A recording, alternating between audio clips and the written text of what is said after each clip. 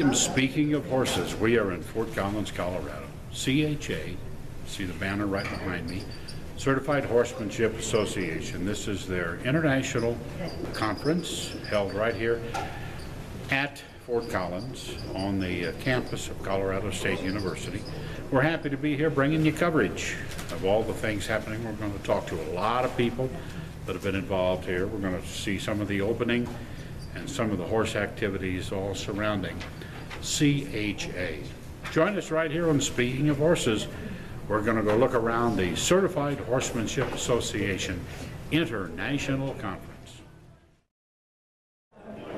Hey, Wayne Williams, speaking of horses, and we are in Fort Collins, Colorado. Actually, we're closer to Cheyenne than we are to Denver. That is true. That's true. I noticed that when I made the drive up from Denver yesterday. But you can't really fly to Cheyenne with any semblance of order. So. But anyway, we're Fort Collins, and this is the CHA, Certified Horsemanship Association. This is your international conference. It is. And Christy Landwehr's the guest. Christy, just give us a brief history on CHA. I sure can.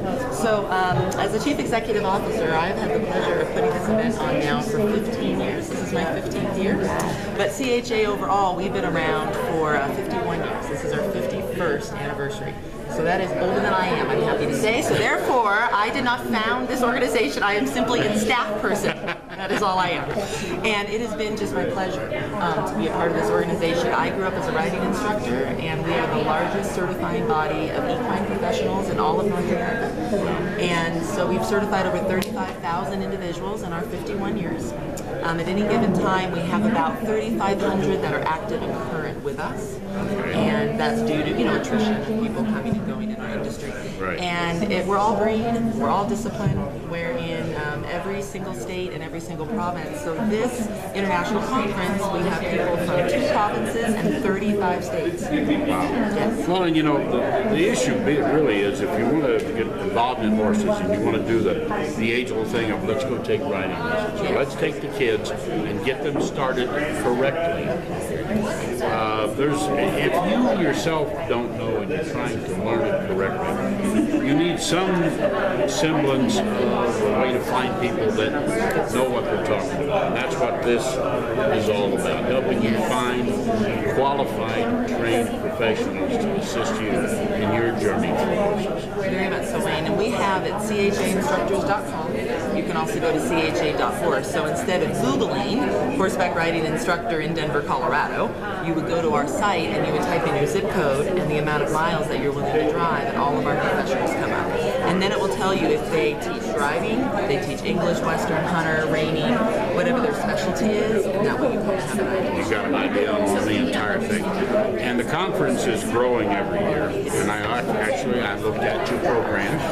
Next year's conference is October 24th to 27th, 2019, Houghton College in New York. So, now where is Houghton College in New York? Houghton College is actually in Houghton, New York. It's a town in Houghton, New York, and it's right outside of Buffalo. So it's really near to Niagara, which is wonderful for people if they want to stay early. I didn't know what part of the state we were in. Yes. Because New York is a big state. It is really big. It's a huge state. People think New York and they think it's the city, right? New York City, and it's so much country where we're going to be. Yeah, you get up in the Finger Lakes area, the Adirondacks, and over to Buffalo. Now it's almost 700 miles from the tip of Long Island to the other side. Absolutely, it is. Anyway, we're glad to be here. We're glad to have this conference and support it. We've tried a couple of years to do this and it didn't work out for some reason, but we made it, and we are glad to be here and promote CHA. It's a great organization. I've been bumping into Christy for several years at various events. Now, CHA, your offices are actually in Lexington, We are. at the Horse Park. They are. You actually reside around Denver. So it's, but they're everywhere. Look them up. CHA, Certified Horsemanship Association. Christy, thank you. Thank you. My pleasure. All right. Stay with us here on Speaking of Horses, because we're going to go all around this conference. We're going to show you different things that are happening, talk to different people, and we're going to show you some stuff in the actual seminars that are going on at Colorado State University. Right. Welcome to the world of Orange Slow Feeder, the longest lasting, highest clinic in the world.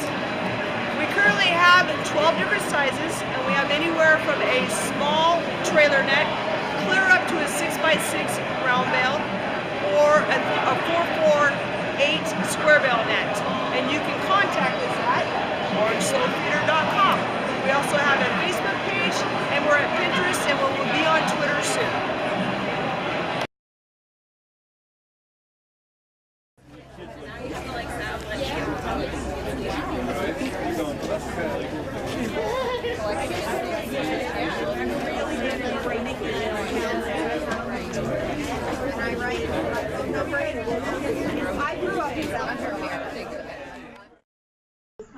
Well, one of the clinics that was going on during the CHA in Fort Collins, Colorado, was put on by the university, Colorado State University, and their polo group. So they gave a clinic on how to play polo.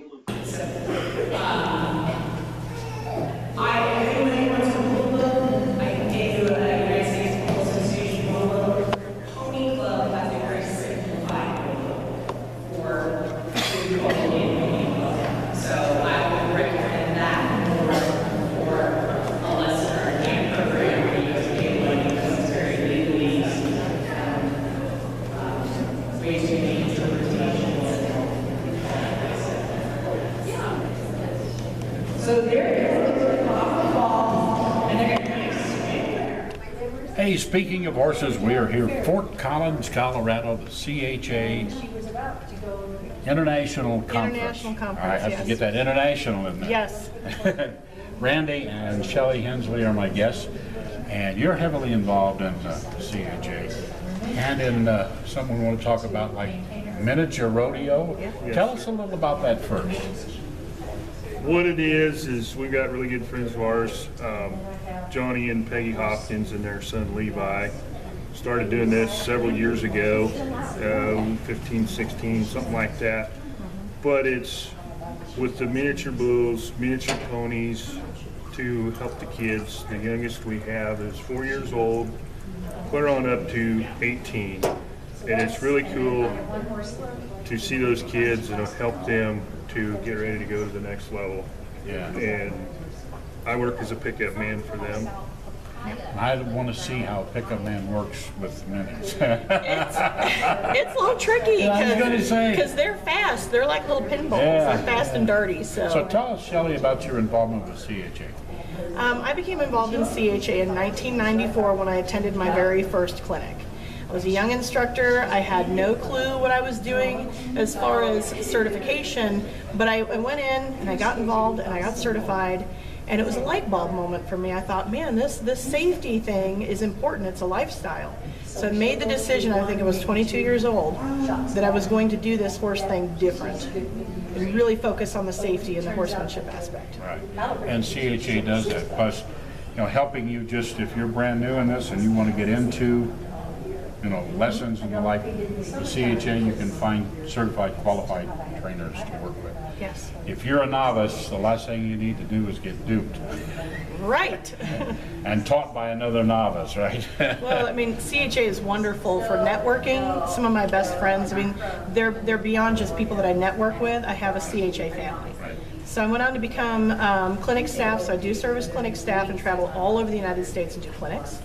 And I serve on the board of directors. And you guys actually live in Iowa, right? We do in Macksburg, Iowa. Macksburg. I remember that. Macksburg, You're Iowa. kind of southwest of Des Moines away. Right? Yes. Yep. We were talking about this earlier, near Winterset, Iowa. Beautiful Winterset. Beautiful Winterset. Bridges of Madison County and the birthplace of Mr. John Wayne. The one and only. Yes. Marion Morrison, actually. Yes. But, we're glad to get a moment to talk to you here. Thank you. We're happy to be bringing a lot of the different insights around CHA from this conference in Fort Collins, Colorado this year, and show you some of the things that are going to go on. So keep watching, because some of the things you're going to see here on this show are going to be about the actual horses themselves. We're doing stuff at Colorado State out at the arenas. Yep. So you're going to see that as well. Stay with us. Thank you. Thank you. They are our family, and we only want the best for them. No standing water means clean, good tasting, algae-free, mosquito-free, and virus-free water. No risk of electric shock, no risk of fire from faulty wiring. Cool water in the summer, warm water in the winter. Water delivered fresh from the water supply at 50 degrees year-round. Drinking Post Water. The rural American lifestyle. It's how we work, and it's how we play. It's how we learn and how we enjoy the finer things in life. How we take care of our animals and tend to the land. It's a way of life. Has been for hundreds of years. Now there's a whole new way for rural America to watch TV. Well, at the opening ceremony, we did both the United States and Canadian anthems. Of course, feel free to sing along.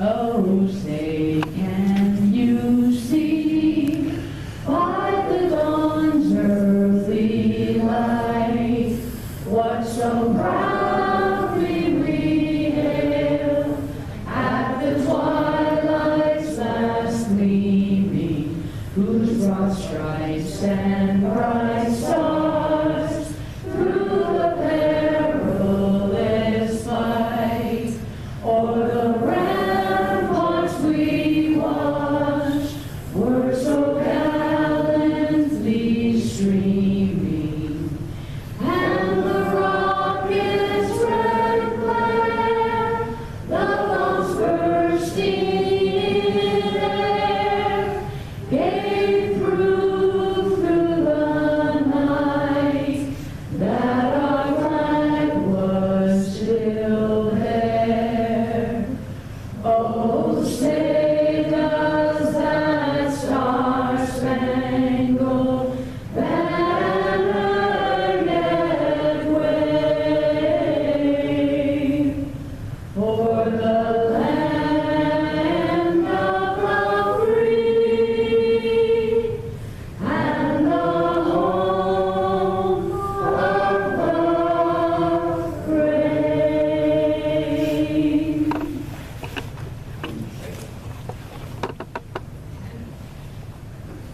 Oh, Canada, our home and native land, true patriot love in all those songs command. With glowing hearts we plead thee, rise, the true north, strong and free. From far and wide, oh Canada, we stand on guard for thee. God keep our land glorious and free. Oh Canada, we stand on guard for thee. Oh Canada, we stand on guard for thee.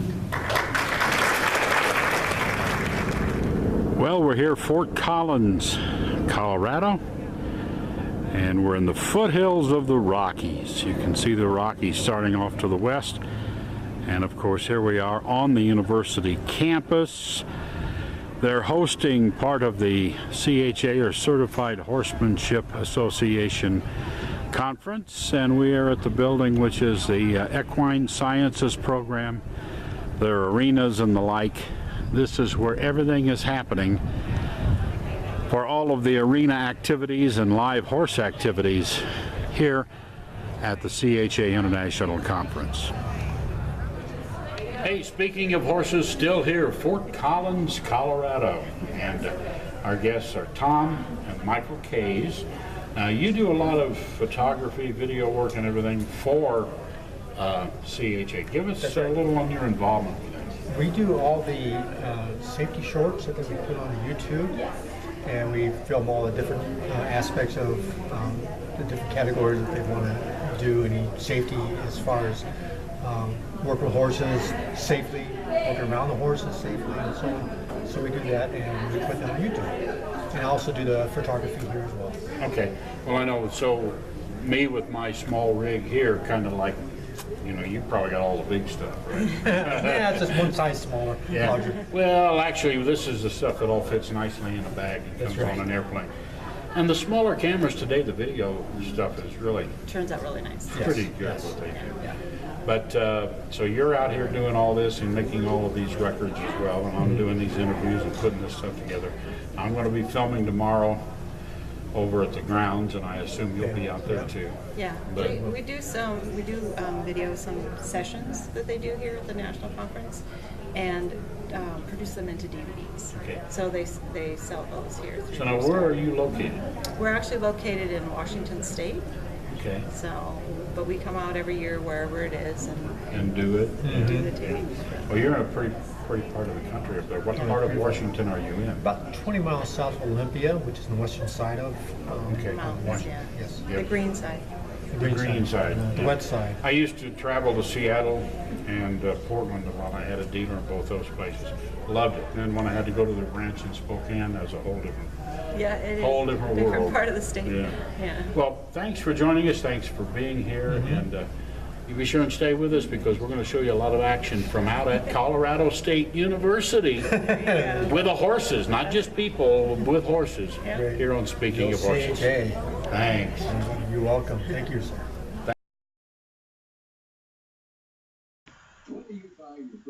And one of the clinics going on at the Certified Horsemanship Association International Conference was this presentation on nutrition. Let's listen. Then they got up to 2 pounds, and then they just worked their way through it. So looking at the statistics, we figured we were going to lose probably 50% because the studies that have been done show that 50% of the horses in the study don't make it through the study.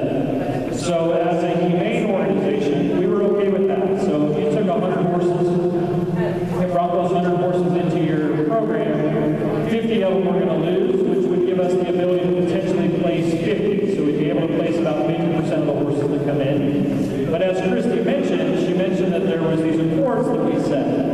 And a lot of that was based on medical. And so medical is always easy, right? When it comes to a euthanasia decision, if a horse is crippled and has a compromised quality of life, it's an easy decision. Where we struggle as horsemen, and that is from a behavior standpoint, because we want to believe that the majority of horses can be trained. So we figured that, well, we're going to probably lose another 20% of horses to other medical issues besides colic, as well as other behavior issues. Things like Christy mentioned, striking dangerous, once we want to run you over, you know, a 15-year-old stallion that's never been touched before, that has no need for you or the people that are around you. So we figured that we'd be placing about 30% of the horses that came through our program. And again, at the end of the day, we're okay with that because at least those horses aren't suffering. They're not starving to death. They're not a slow, painful death. Because there's now a facility for law enforcement to go to when they have a seizure. So about 8 years ago, when we were talking about setting Harmony up as an impound type facility, law enforcement cases just were not being addressed. Sheriff's offices would just kind of turn a blind eye to it because if they're going to go seize 10 horses, who's going to pay for those 10 horses? Law enforcement. So let's say a case drags on and it takes a year, you got 10 horses in, and say it costs the sheriff's office $40,000, $50,000 in order to care for that group of horses. Well, what you're doing is you're asking the sheriff to make a decision between taking a patrol person on the streets or paying for 10 horses. So in the end, law enforcement did the bare minimum. I have no issue with that because I understand budgets and I understand numbers, and they did the very best they could based on the circumstances that they had. So Harmony was set up as a free resource to law enforcement. So all cruelty cases, we cover the cost from beginning to end.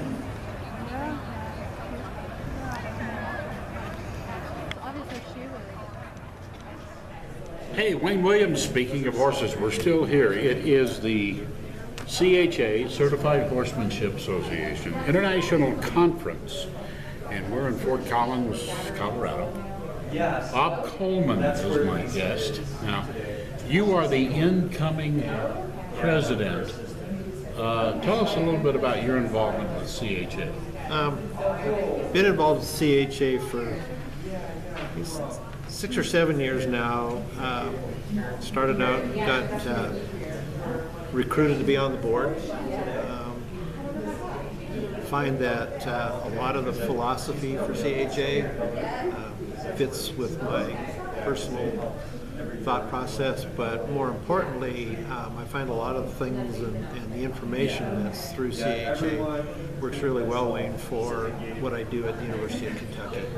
I just find that this is an involvement that it just fits with what I do on a daily basis, and I just enjoy that, and find that a lot of times that it's a great way to make what you do every day a lot more fun when you can work with the people that are, part of CHA. Got Right. great friends and colleagues, and so if I have a question or I have... Hey, Wayne Williams, speaking of horses, here at the CHA International Conference, Tara Reimer is my guest. Now, you're down from Canada for this event. You said Manitoba? Yes, right in the middle. Right in the middle, so you're north of Winnipeg. Well, actually, we are south of Winnipeg. We are right by the U.S. border. Oh, so you're Yes. not in the middle. You're in Not in the middle of Manitoba. We're in the middle of Canada. Oh, gotcha. Yes, sorry. Gotcha. Yes. I was on a different wavelength. Well, I'm glad we clarified. Yeah, I'm actually just in the dividing line between Minnesota and North Dakota. See, I always think right along, Calgary to Winnipeg, you got to build a wall. only to stop those darn Alberta Clippers from coming down. We don't need those. Anyway, we're here at the CHA International Conference. Now, you're an instructor with CHA? I am, yes. I've been an instructor for many years, actually, and a clinic instructor as well. So I help certify other riding instructors. So what disciplines do you do, or what disciplines do you prefer? What's your favorite? I ride both. But if I could be a world champion, because I show horses, if I could be a world champion in anything, it would be working cow horse. Okay. So I grew up on a dairy farm. My husband's a team roper, Okay. avid team roper. And so I like athletic horses that can get the job done. But I do all the other AQHA shows, and I did some Western you dressage. kind of lean toward the ranch work stuff. Yeah, love it. It's a thrill because I've been judged all my life in the show pen, and that's fine. I'm a judge as well. But you don't need a judge to tell you whether you stopped your cow on the fence or not. You know it. Well, and there is such a huge difference, and I'm not going to get into all of this, in what is winning in the show ring and, say, Western Pleasure. And we're not going there. That's why I said I'm not going to get too deep into this. And then what a horse actually can do. Yes.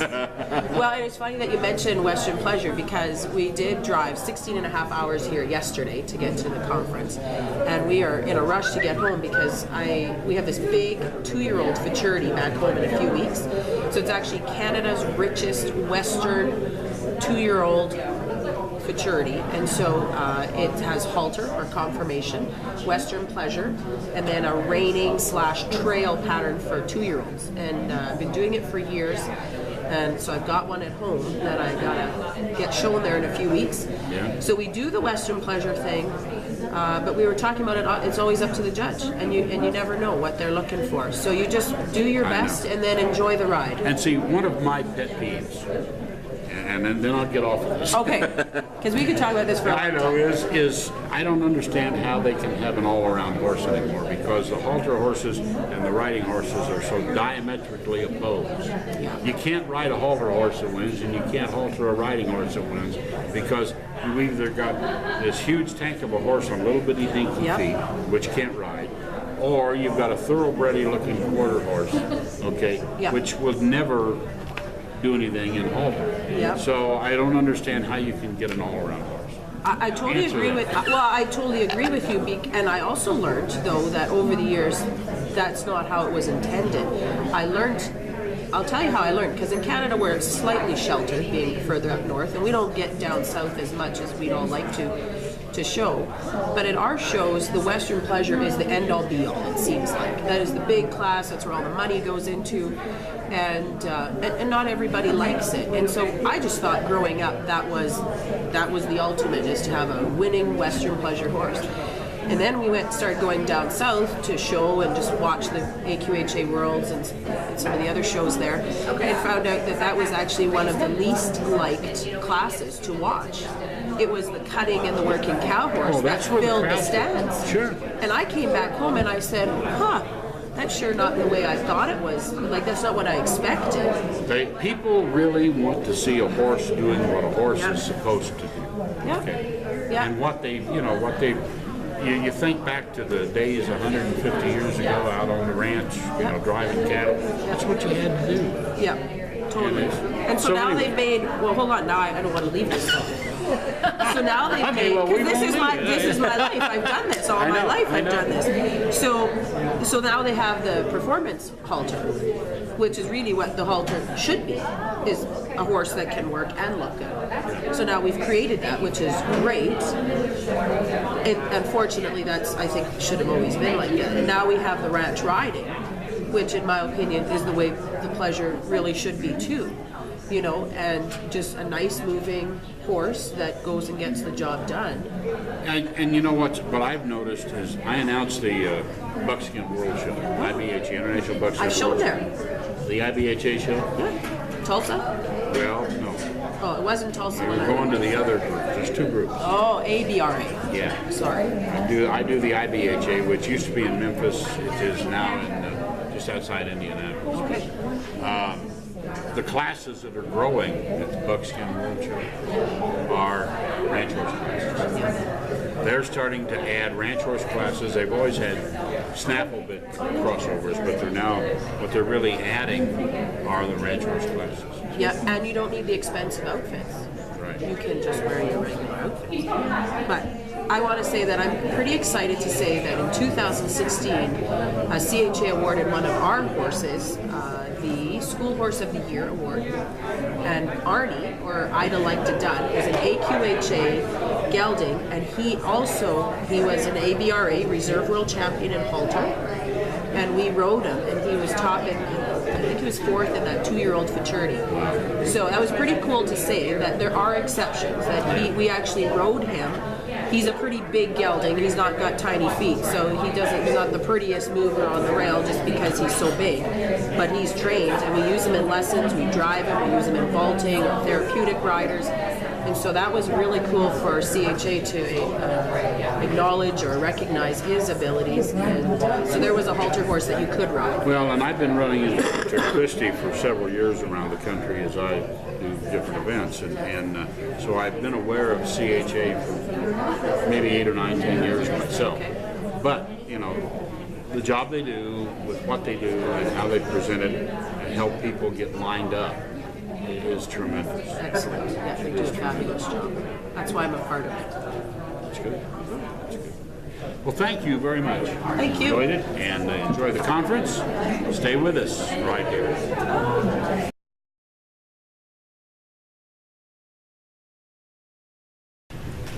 Well, that's a trip around the Certified Horsemanship Association, or CHA, International Conference here in Fort Collins, Colorado. Join us next time on Speaking of Horses.